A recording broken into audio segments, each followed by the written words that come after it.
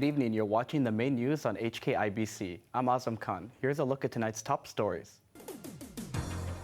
Kowloon West station is packed as long-distance high-speed rail services to the mainland resume. Deadly tornadoes lash the United States, with more to follow, according to weather forecasters. High-speed rail services to destinations beyond Guangdong have fully resumed.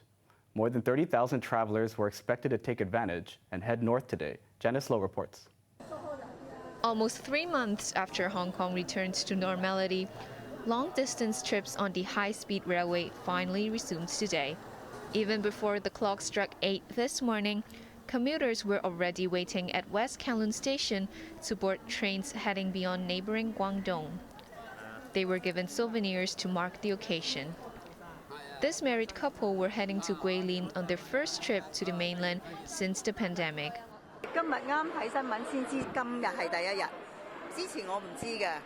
I had no idea this was the first day for all long-haul services to resume, the woman said. I only heard the news just now. Tickets for all of today's long-distance services, apart from Xiamen, were sold out before noon. This woman wanted to go to Hubei province, but couldn't get a ticket to the capital Wuhan. I have to interchange at Guangzhou-Nan instead, she said, adding that it would definitely be more convenient to travel to Wuhan directly. This traveler was among the lucky ones. I have been waiting for days to get to Zhengzhou-dong directly on the first day of resumption, he said. The man pointed out that the high-speed service would save him 2 hours. More than 100 railway staff were deployed at West Kowloon Station this morning to handle the rush. With the daily frequency of high-speed rail services increasing to 164 trips per day, operations have now returned to pre-pandemic levels. Janice Lowe, HKIBC. The Secretary for Justice is confident that proposed amendments to the Legal Practitioners Ordinance will not deter foreign lawyers from coming to Hong Kong. He said both the legal system and amendments are very liberal. I'm not worried at all because we have a system which is not shared by most other common law jurisdictions.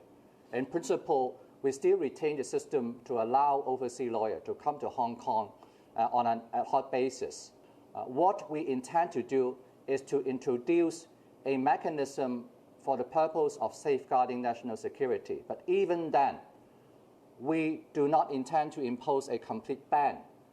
We introduce a system under which the circumstances of each case will be assessed individually. Lam added that even in cases involving national security, there is still a chance that overseas lawyers can take part. The chief executive has the final say on foreign lawyers participating in national security cases, but the Justice Secretary and the courts can appeal to him for review if circumstances change. Hundreds of fans have paid tribute to Cantopop superstar Leslie Chung on the 20th anniversary of his death. Chung was 46 years old when he fell to his death in the Mandarin Oriental in Central in 2003. Many people laid flowers outside the hotel. There were long queues as fans, including some from Shanghai, waited to pay tribute. Crowds also gathered across the street on Connaught Road Central, prompting police to cordon off the area. Overseas, tornadoes have ripped through the U.S. states of Arkansas and Illinois, killing at least 7 people and injuring dozens more. The twisters were part of a massive supercell storm that is ravaging large areas of the United States. Homes and malls wrecked, scores of trees uprooted, and vehicles overturned. That was what happened when a tornado whipped through the state of Arkansas, killing at least 6 people and injuring dozens more. The only way we knew the tornado was coming, the leaves were swirling. That's the only way we knew. It looked like it was standing still. Someone said, run to the back. Me and these 2 ladies here, we ran to the back, we huddled together, and we prayed for our lives. In Illinois state, a theater roof collapsed during a packed heavy metal gig by a tornado in Belvedere, killing 1 person and injuring dozens more. The twister was part of a behemoth storm system currently ripping through southern and midwestern United States, including the states of Missouri and Iowa.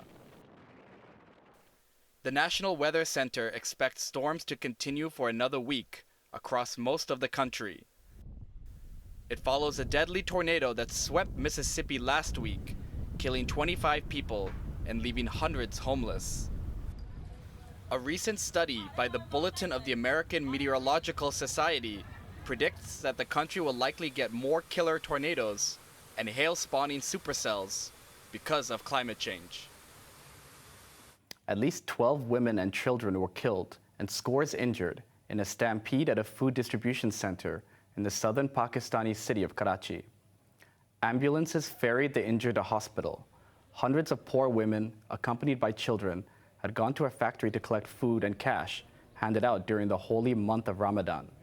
But at one stage, people panicked and began pushing each other. During the stampede, some women and children fell into an open drain.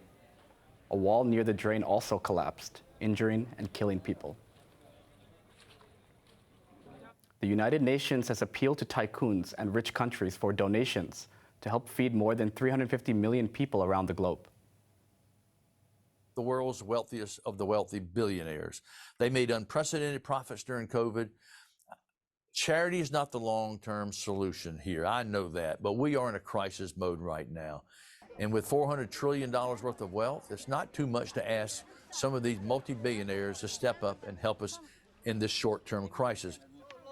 Beasley noted that the number of people in dire need of food shot up drastically after COVID. The situation worsened with the Ukrainian conflict, which disrupted grain supplies to much of the world. The UN is seeking to raise $23 billion, warning that there could be riots and mass migrations if famines occur. On to the weather now. Overcast with a few light rain patches tomorrow. Temperatures will range between 20 and 23 degrees. It'll get warmer starting early next week. Now let's take a look at the weather around the world.